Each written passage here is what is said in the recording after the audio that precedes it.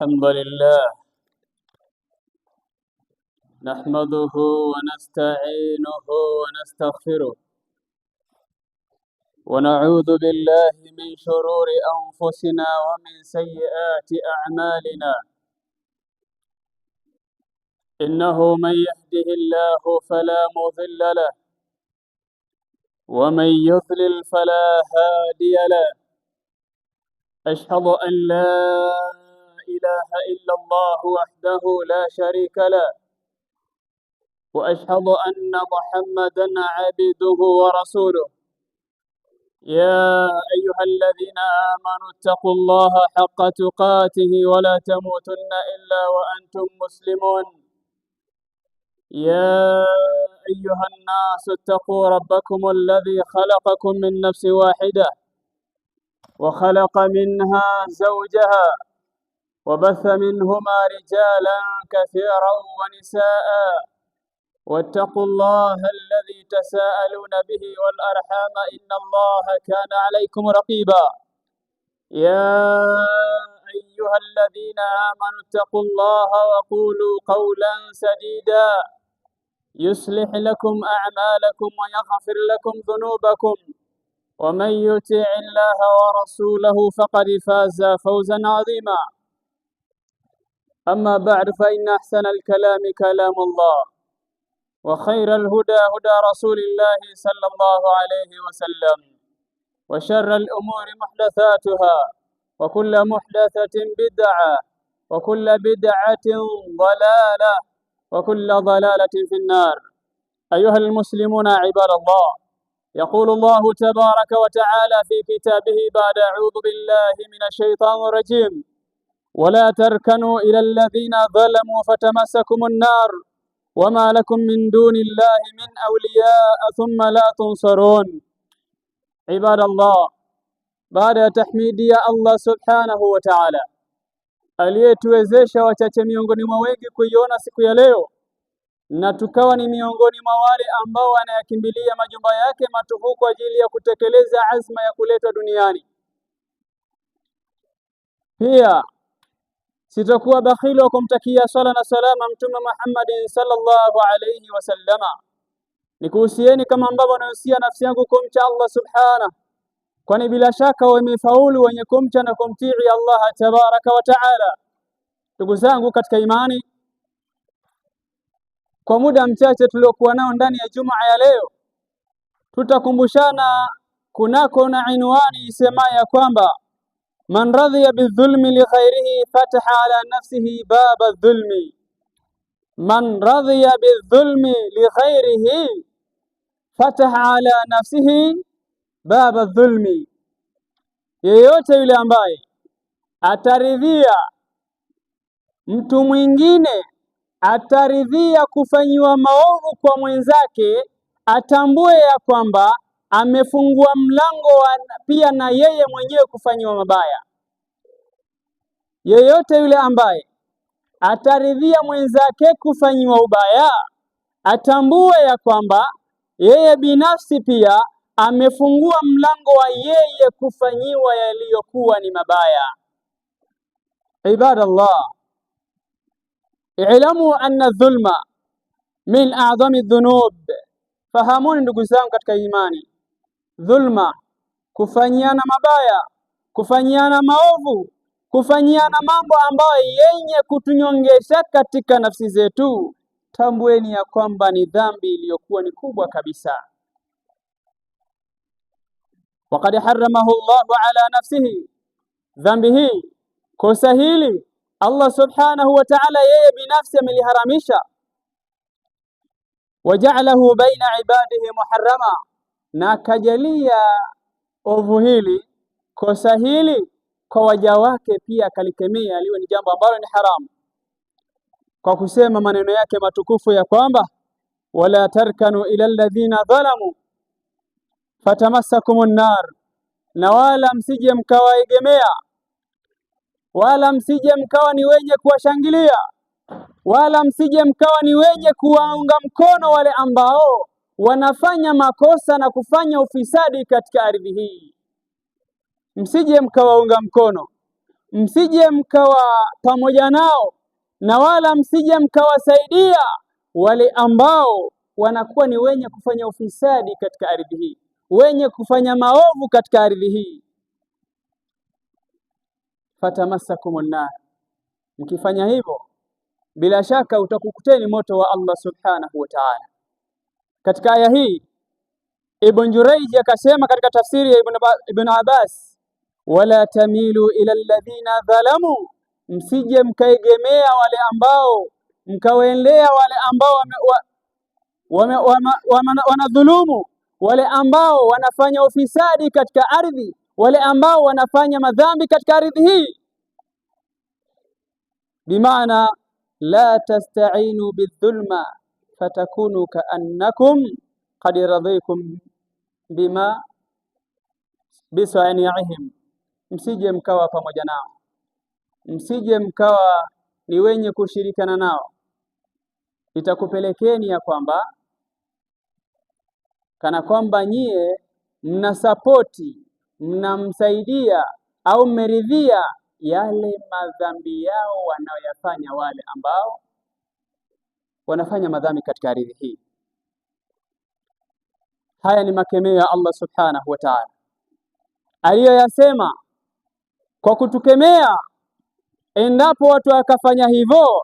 Allah akasema fatamassakumun nar, utakukuteni moto wa Allah subhanahu wa ta'ala.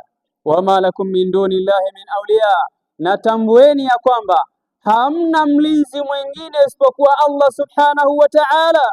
Thumma la tunsarun, kisha baada ya hapo hamtokuwa ni wenye kusaidiwa na Allah subhanahu wa ta'ala. Inna Allaha la yuhibbu adh-dhalimin, hakika ya Allah subhanahu hawapendi wenye kufanya madhambi, hawapendi wenye kueneza fitna, hawapendi wenye kueneza makosa katika ardhi hii. Ibadallah, inna min akhtari suwari dhulm an yarda al-insana bidhulmi al-waqi ala khairihi au yashja'a alayhi, katika mambo ambayo au katika picha ambayo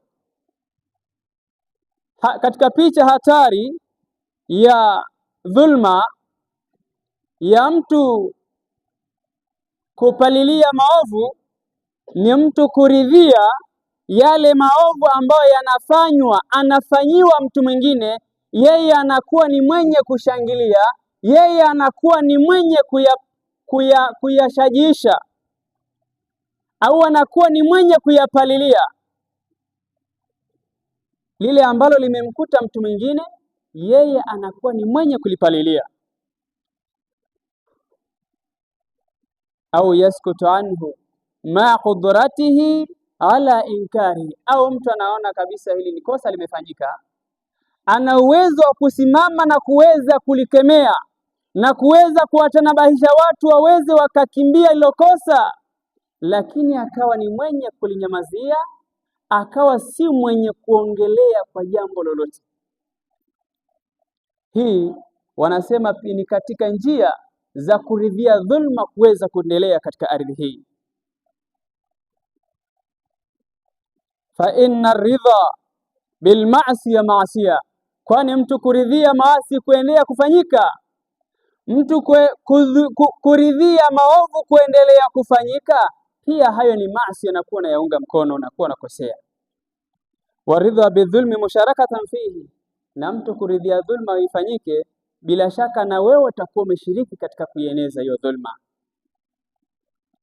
Ahibana fillah, faqad qala alayhi salatu wassalam, Mtume amesema ya kwamba unsur akhaka dhaliman au madhluma, hebu mnusuru ndugu yako, mnusuru ndugu yako yule aliye dhulumu au aliyedhulumiwa.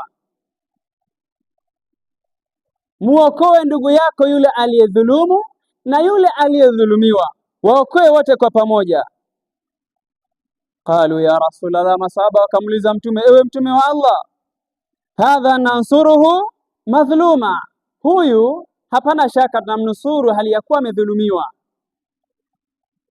amedhulumiwa, tunamsaidia. Fa kaifa nansuruhu dhalima, ni vipi huyu mtu ambaye anafanya makosa, anadhulumu, vipi tutamsaidia mtu kama huyu? Huyu kweli kadhulumiwa, kaonewa, kafanywa madhila, tutamnusuru. Ni vipi sasa huyu ambaye yeye ndo kazi yake kueneza madhila, kuyafanya, kuonyongesha wenzake, tutamfanyaje huyu? Mtume alayhi salatu wassalam akasema, tamna'uhu minadh-dhulm, unamzuia, unamkemea, unamzindua, unamtanabahisha kunako na kile anachokifanya kwamba ni kitendo ambacho ni kibaya, ndo nakuwa ni mwenye kumnusuru kwa njia hiyo.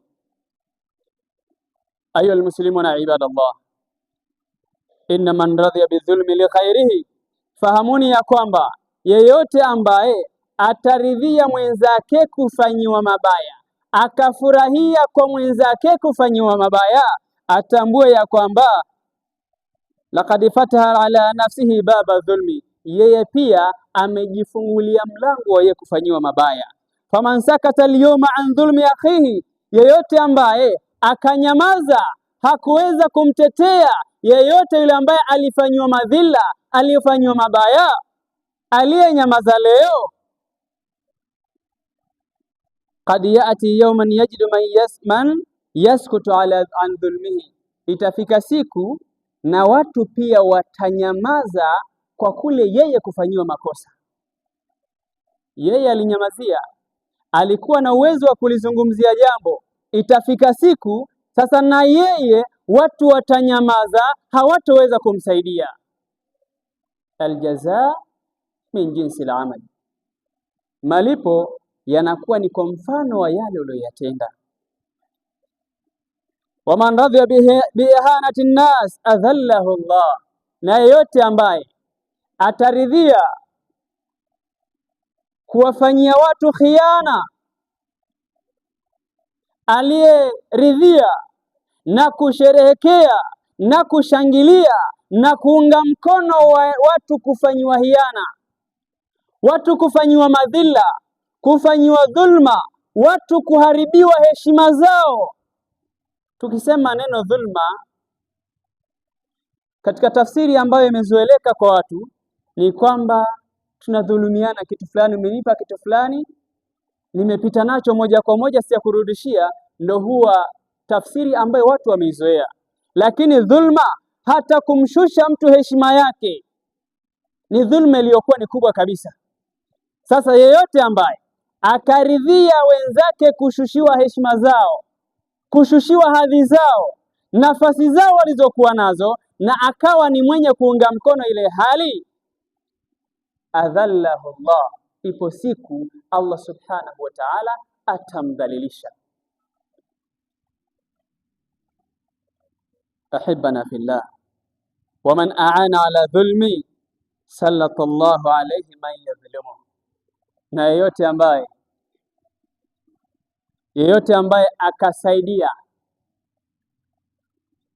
akasaidia kwa namna yoyote iwayo mwenzake kufanyiwa mabaya, atakayesaidia mwenzake kufanyiwa madhila, kudondoshewa chozi lake, sallata Allahu alayhi man yadhlimu, Allah subhana atamletea na yeye watu wa kumdondoshea machozi.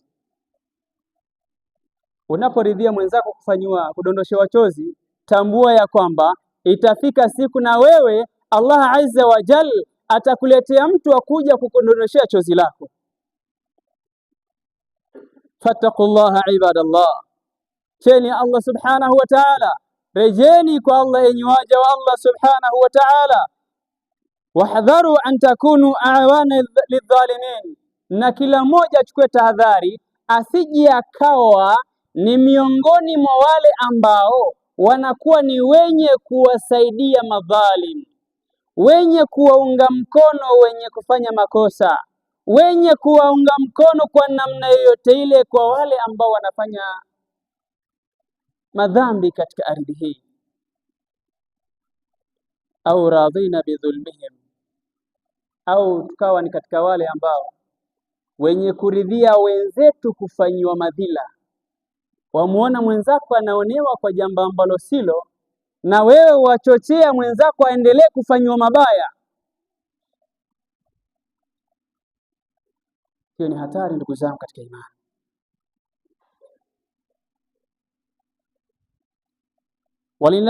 ولنتعظ ولنأخذ العبرة بقول ثور حين جاء دوره بعد أن أكل صاحباه. Na tuchukue mazingatio kwa kisa kimoja ambacho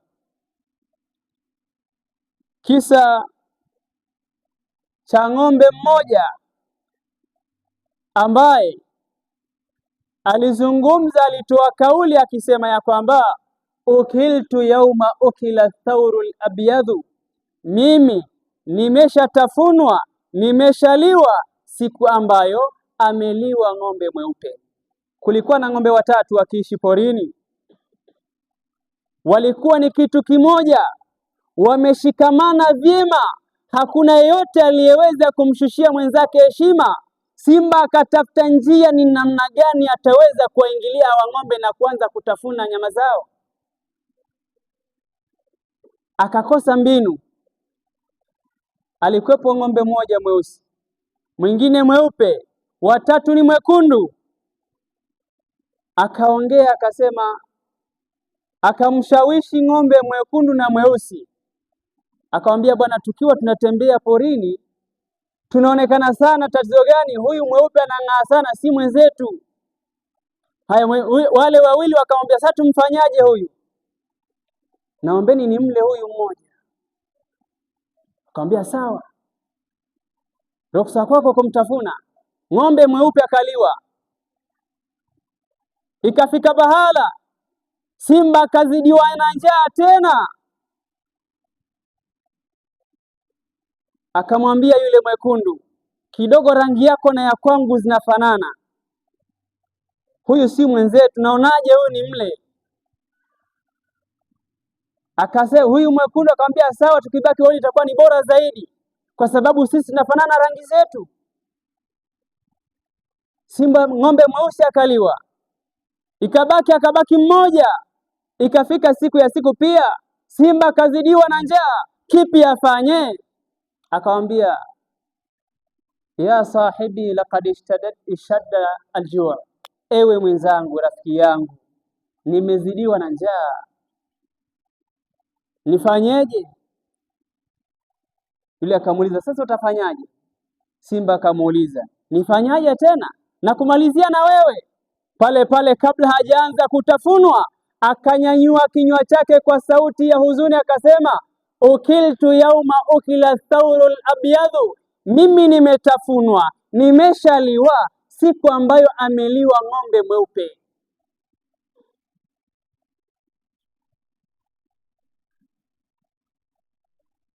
Haya maneno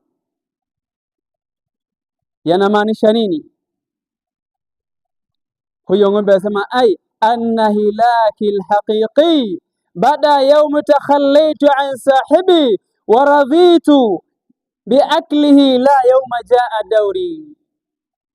Bila shaka mimi nilishakwisha angamia, nilishakwisha tafunwa, nilishakwisha kupotea ile siku ambayo nilimtenga rafiki yangu, nikamweka pembeni, nikaridhia kufanyiwa dhulma na kuliwa na simba. Ndio hiyo siku ambayo mimi nilitafunwa tayari, sio hivi leo.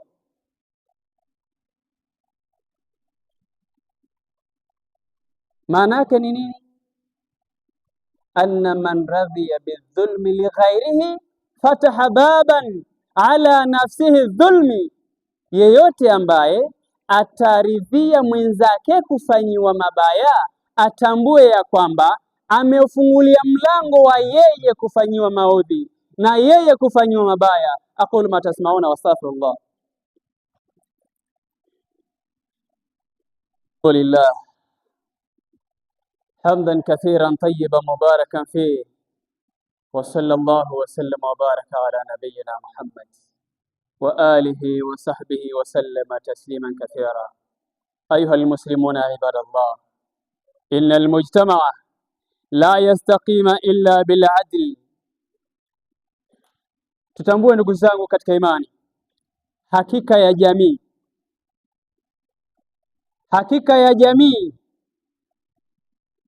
hakiwezi kikawa sawasawa, hakiwezi kikasimama vyema ipasavyo illa bila adli, ila kuwekwe na usawa, kuwekwe na uadilifu. Kila mmoja amweke mwenzake, ampe heshima yake. Kila mmoja asije akambeza mwenzake, wala asije akamdharau mwenzake, na wala asije akaruhusu mwenzake kudondoshewa chozi. Ndio jamii itasimama ilivyo. Wala yahliku illa idha intashara dhulmi au sakata an-nasa anhu, na wala hawatoangamia, jamii haitoangamia isipokuwa mpaka ienee dhulma, yaenee maudhi, yaenee makosa kwa watu, wafanyiane makosa wao kwa wao. Ili jamii iwe sawasawa, kinachohitajika ni watu, kila mmoja ampe mwenzake nafasi yake, kila mmoja ampe nafasi, ampe kila mmoja heshima yake, na wala jamii haitopotea na kuangamia mpaka pale watu watakapokuwa ni wenye kuachana, wenye kujenga uadui, wakawa ni wenye kuruhusu mwenzao kufanyiwa yaliyokuwa ni mabaya, au watu wanaona maudhi yanafanyika alafu wamenyamazia kimya kama vile hawayaoni.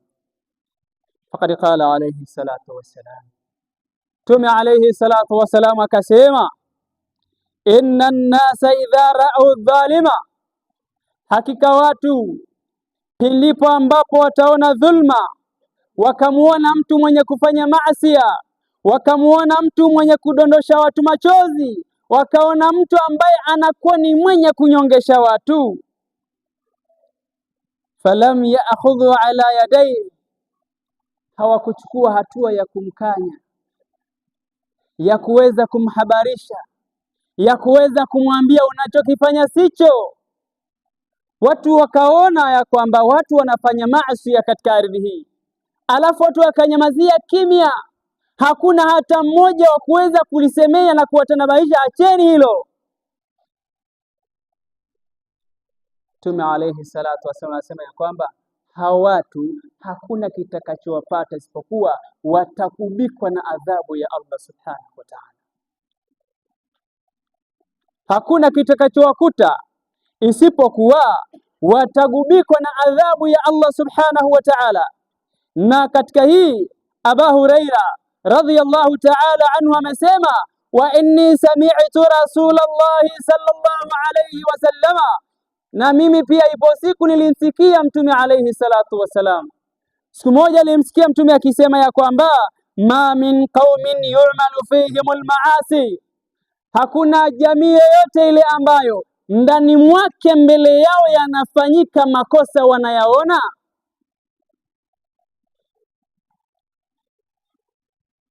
hakika katika jamii ambayo wanakuwa ya makosa yenye kufanyika mbele yao wanayaona kwa macho yao, thumma yaqdiruna ala ayughayyiru, wana uwezo wa kuyaondoa, wakiwa wana uwezo wa kuyakemea kwa ndimi zao, thumma lam yughayyiru, kisha wasiweze kunyanyua ndimi zao na kuanza kukemea,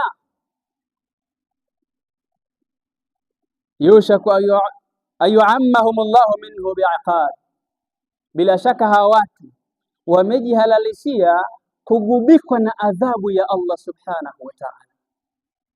Katika eneo maasi yanafanyika, makosa mbalimbali yanafanyika, watu wanaonewa, watu wadondoshwa machozi, wanaishi kwa kunyongeka kwa ajili ya watu fulani, alafu watu wamekaa wamenyamaza.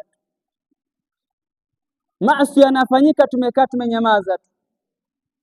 Mtume alayhi salatu wasalam asema, hao watu kunyamaza kwenu hakuna kitakachowapateni isipokuwa ni kugubikwa na adhabu ya Allah subhanahu wa ta'ala. Adhabu itakayekuta itakapoteremshwa na Allah subhanahu wa ta'ala haitomwacha mwema na wala haitomwacha mwovu, wote itawakusanya na kuwa na kitu kimoja. Ibadallah, fahrisu ala nasrati almadhlum. Tupupie ndugu zangu katika imani, fanyeni hima, kimbilieni katika kuwasaidia wale wenye kunyongeshwa, wale wenye kuteswa, wale wenye kudondoshewa machozi yao. Kuweni mstari wa mbele katika kuwatetea. Waradi'i dhalim, na wale wanejibaraguza, wao ndo wenye nguvu, wanaonyongesha watu kwa nafasi zao. Watu wanaishi kwa unyonge kisa wao wako juu. Basi tusimame kuwakemea, tuwaambie ukweli, hili silo wanalolifanya.